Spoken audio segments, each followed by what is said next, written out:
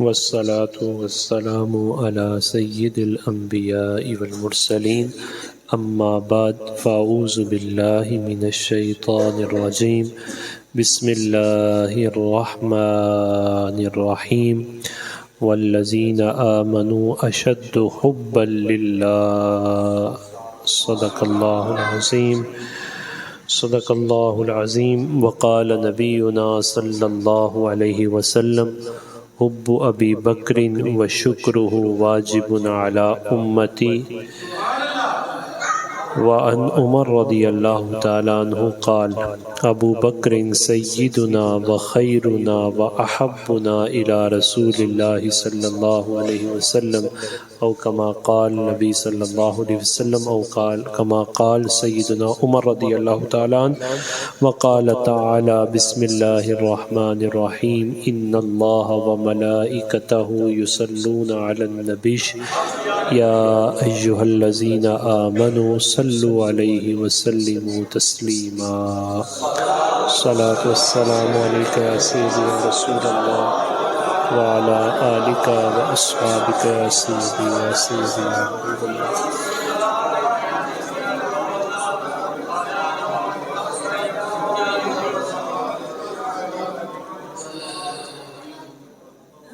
معزز و محتشم حاضرین و سامعین، بالخصوص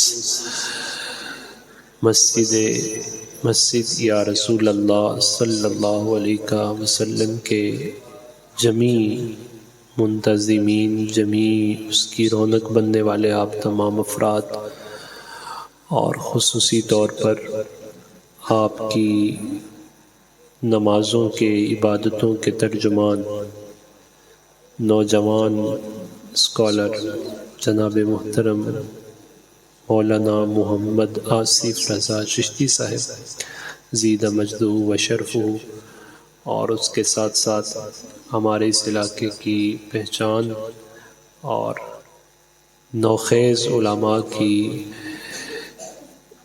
رہنمائی فرمانے والے پروفیسر ممتاز احمد صدیدی صاحب زیدہ مجدہ و شرفہ۔ تو جیسے حضرت علامہ مولانا محمد آصف صاحب نے کہا کہ آپ ایسے نعرہ لگا رہے ہیں کہ پریشان نہ کر دیں، تو ظاہر ہے جہاں آپ ہوں وہاں پریشانی والا نعرہ نہیں ہو سکتا۔ الحمدللہ۔ تو میں اور آپ بارگاہ خلیفہ بلا فصل یار غار رسول و یار مزار رسول صلی اللہ علیہ وسلم جناب سیدنا ابو بکر صدیق رضی اللہ تعالیٰ عنہ کی بارگاہ میں ارمغان نیاز پیش کرنے کے لیے حاضر ہے۔ اور یہ جو ارمغان نیاز ہے، یہ ہماری خوش قسمتی ہے، اس وجہ سے کہ چاہت مصطفیٰ کریم صلی اللہ علیہ وسلم یہ تھی جس کا اظہار نبی علیہ السلام نے یہ فرمایا، حب ابی بکر، کہ ابو بکر کی محبت، و شکر ہو، اور اس کا شکریہ ادا کرنا، واجب علی امتی، جو میرا امتی ہے اس پر بڑا ضروری ہے۔ تو میں اور آپ جو ہیں نبی پاک صلی اللہ علیہ وسلم کے امتی ہونے پر ناز کرتے ہیں، اور حضور کی اس چاہت کا اپنے آپ کو مصداق بناتے ہوئے آج کی اس نشست میں موجود ہیں۔ جناب ابو بکر صدیق رضی اللہ تعالیٰ عنہ کی محبت کا اظہار ہے، اور آپ کی بارگاہ میں شکریہ ہے اس بات کا کہ انہوں نے مصطفیٰ کریم علیہ السلام کی جو محبت کی خیرات ہے اور ادب کی خیرات ہے وہ حضور کی امت میں تقسیم فرمائی ہے، اور وہ خیرات مجھے اور آپ کو بھی میسر آئی ہے۔ میں اس پر صرف ایک چھوٹی سی بات عرض کرنا چاہوں گا۔ اسپرچولیزم کے ایکسپرٹس، صوفیاء جو ہیں، انہوں نے بڑی خوبصورت بات لکھی کہ آخر یہ محبت کی خیرات جو ہے وہ جناب ابو بکر صدیق رضی اللہ تعالیٰ عنہ کی محبت کو نبی علیہ السلام نے امت کے لیے ضروری کیوں قرار دیا کہ محبت کی خیرات وہاں سے بڑھتی ہے، ادب کی خیرات وہاں سے بڑھتی ہے۔ وہ کہتے ہیں کہ غار میں جناب سیدنا ابو بکر صدیق رضی اللہ تعالیٰ عنہ تھے اور جناب رسول اللہ صلی اللہ علیہ وسلم تھے، تو غار ثور میں پہلے کون گیا؟ جناب ابو بکر صدیق رضی اللہ تعالیٰ عنہ، تو وہ فرماتے ہیں کہ جب غار میں جانا ہو نا تو پہلے ابو بکر جائے گا. تو پھر آپ تعبیر کیا کی؟ کہا یہ دل بھی ایک غار ہے، یہاں بھی بڑے سانپ بیٹھے ہوئے ہیں، کوئی ناصبیت دا، کوئی رافضیت دا، کوئی فلانا کوئی فلانا، بڑے بڑے غار سانپ ہیں. تو پہلے جناب ابو بکر کی محبت جائے گی، وہ اندر سے سارا کچھ صاف کرے گی، پھر محبت مصطفیٰ یہاں آئے گی. اس وجہ سے انہوں نے کہا کہ نبی علیہ السلام نے یہ فرمایا کہ حب ابی بکر واجب، کہ تاکہ وہ دل کا تزکیہ ہو جائے، اور تزکیہ یعنی پیوریفیکیشن کے لیے جناب ابو بکر صدیق رضی اللہ تعالیٰ عنہ کی محبت بہت ضروری ہے. اور اسپرچولیزم کے ایکسپرٹس نے اگلی بات بھی یہ کی کہ نبی علیہ السلام کی محبت کی حقیقی چاشنی اسی کو میسر آئے گی جس کے سینے میں جناب ابو بکر صدیق رضی اللہ تعالیٰ عنہ کی محبت موجود ہوگی. یہ اللہ تعالیٰ کا لاکھ شکر ہے کہ رب تعالیٰ نے میرے اور آپ کے سینوں کو جناب ابو بکر صدیق رضی اللہ تعالیٰ عنہ کی محبت سے نورانیت عطا فرمائی ہوئی ہے. نبی پاک صلی اللہ علیہ وسلم کے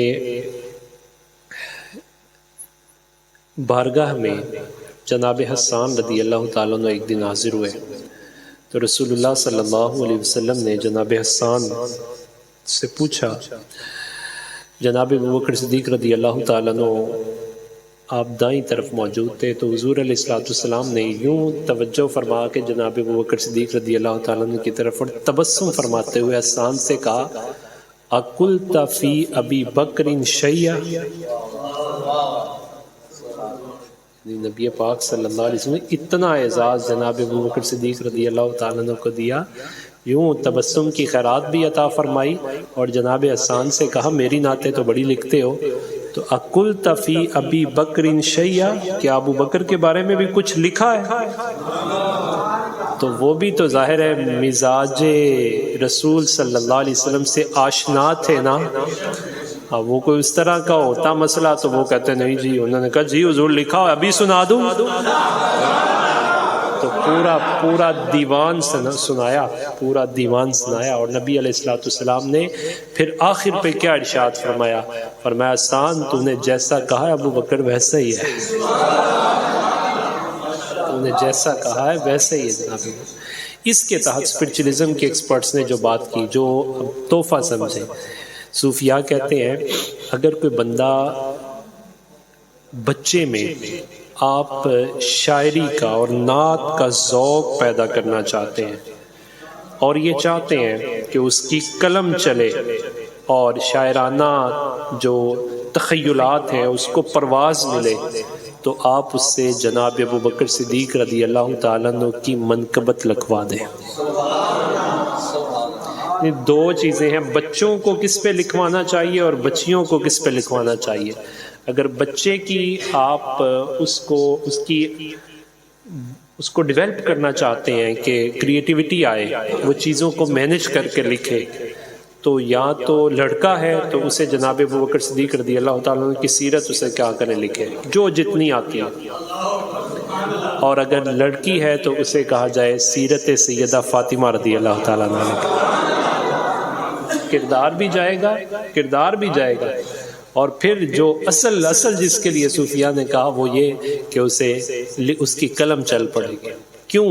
اس وجہ سے کہ مصطفیٰ کریم صلی اللہ علیہ وسلم جب جناب ابو بکر صدیق رضی اللہ تعالیٰ عنہ کی تعریف کی جاتی ہے تو رسول اللہ صلی اللہ علیہ وسلم اپنی عنایات اور اپنی توجہات اسے عطا فرماتے ہیں.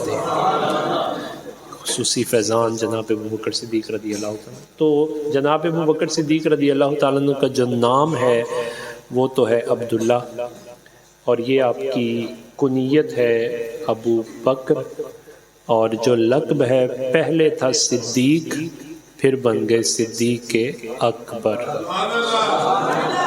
تو پہلے بات کرتے ہیں عبداللہ. تو بتائیں، یہاں رک کے ایمان کی تصحیح کیجئے، جناب رسول اللہ صلی اللہ علیہ وسلم کے والد ماجد کا نام کیا تھا؟